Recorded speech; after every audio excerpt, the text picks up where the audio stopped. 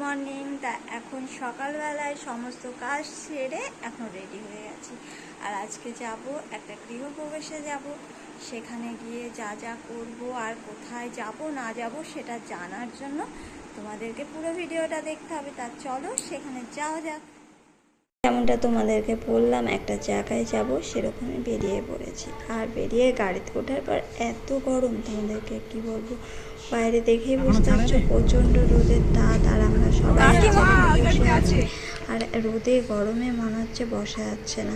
এই যে দেখো বাচ্চা ছেলেটা কিন্তু বেশ দিব্যি সুন্দর আরামে আছে বাবার কোলে বসে। আর আমরা এদিকে তিনজনায় বসেছে হাসি ঠাট্টা গল্প করতে করতে যাচ্ছি। আর ওদিকে বাবু মানে এত বিরক্ত হয়ে গেছে, ও একটু ঘুমিয়ে গেছে। তা কখন যাবা করে করে বাবু তো একদম পাগল করে দিয়েছে। কারণ পৌঁছাতে একটু দেরি হচ্ছে, কারণ যাবো সেই বহরমপুরে। তা অনেক কষ্টের পর পৌঁছে গেলাম। পৌঁছে গিয়ে এখন যাবো উপরে, 6তলার উপরে ফ্ল্যাট নেওয়া আছে আর যেতে হবে লিফটে করে। তা লিফটে একবারে 4 জনের বেশি যাবে না, তাই লিফটে চেপে পড়লাম, দিয়ে 6তলা বিল্ডিংয়ে 4তলা বিল্ডিংয়ে উঠে পড়লাম। উঠে যাব ওখানে গৃহপ্রবেশ। আর অলরেডি পুজো শুরু হয়ে আছে। তো এই যে দেখো কত মানুষজন যাওয়া শুরু করে দিয়েছে। আর এই যে বাইরে দেখো কত সুন্দর প্রদীপ ধরিয়ে দিয়েছে, প্রদীপটা জ্বলছে, দেখতেও সুন্দর লাগছে।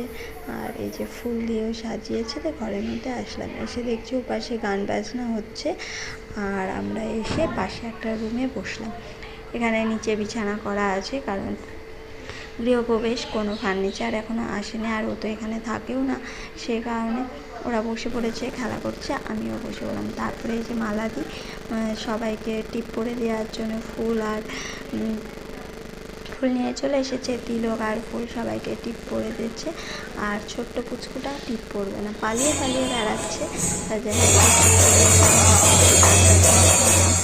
মাসি আবার সবার জন্য ঠান্ডা নিয়ে এসেছে, কোল্ড ড্রিঙ্কস দিচ্ছে সবাইকে। আর ওরা বলছে যে আরেকটু দাও আরেকটু দাও।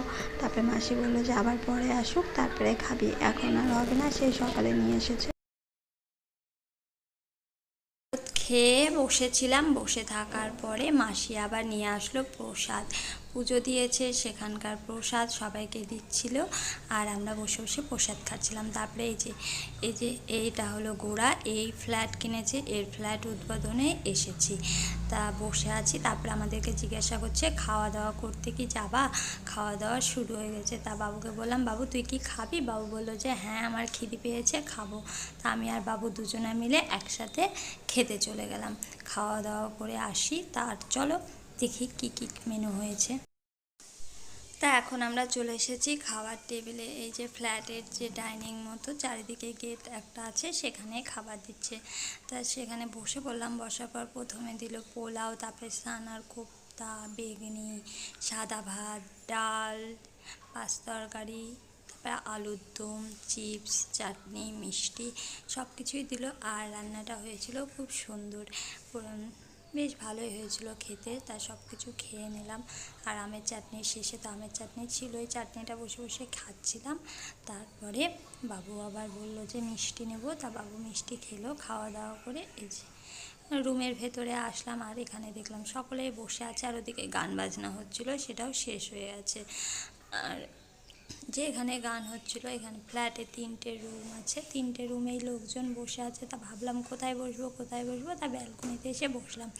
বসে দেখছিলাম ওই ফ্ল্যাটের উপর বসেই ট্রেন দেখা যায়। আর দেখো প্রাকৃতিক দৃশ্যটা কতটা সুন্দর লাগছে, 4তলা থেকে দেখছিলাম। তারপরে এই যে বাবু বারবার এদিক ওদিক করছে, অনেক কটা বাচ্চা সব ছেলেপিলে আছে, তাদের সঙ্গে তা ওরা খেলাধুলা করলো, কিছুক্ষণ থাকলাম। তারপরে বিকেল হয়ে গেলে আবার বাড়ি যেতে হবে, তাই বাড়ি যাওয়ার জন্য বেরিয়ে পড়েছি। আর লিফটের সামনে দাঁড়িয়ে আছি, কারণ সেই আবার একই রকম 4 জনেই নামতে হবে। তাই লিফটের সামনে দাঁড়িয়ে থাকার পর লিফটে করে নেমে যাব, তারপরে বাড়ি চলে যাবো। আসার সময় আসলাম একটা গাড়িতে, আর যাবো আরেকটা গাড়ি। তার এরা দেখো নিচে নেমে দৌড়াদৌড়ি করছে। আর এই যে এখানে সব চারিদিকেই ফ্ল্যাট, এখানেই নিয়েছে কাশিম বাজার, একদম স্টেশনের পাশে যাকে বলে।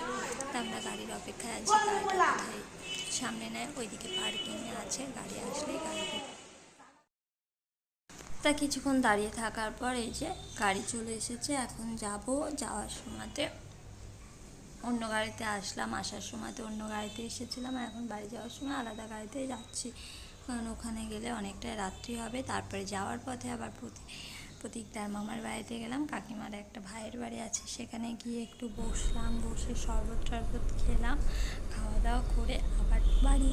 আর এখন যাওয়ার সময় দেখো বেশ সন্ধ্যা লেগে গেছে, সন্ধ্যা সন্ধ্যা হয়ে গেছে, তাই সন্ধ্যার দিকে যাচ্ছি। তাও রাস্তাতে লোকজন একটু কমই আছে, যা গরম পড়ছে, এত গরমে মানুষ বাইরে বেড়ানোই কঠিন। বলতে না বলতে বাড়িতে আমরা এখন বাড়িতে চলে আসলাম। বহরমপুরে এত রোদ, গরমটা কি বলবো, আসতে গিয়ে ঘেমে স্নান হয়ে গেছে। গাড়িতে এসেছিল, কিন্তু একজনের শরীর খারাপ করছিল, তার জন্য আবার জ্বালাটা খুলতে হলো, তখনই শুরু হয়ে গেল গরম। তা গরমে ঘেমে স্নান হয়ে গেছে, এখন ফ্রেশ ফ্রেশ হবো, তারপরে অন্য কিছু। তা চলো আজকের ব্লগটা এখানেই শেষ করছি। আশা করি আজকের ভিডিওটা দেখতে তোমাদের ভালো লেগেছে। ভালো লেগে থাকলে লাইক কমেন্ট শেয়ার করে দিও। আজকের জন্য tata, bye bye, good night.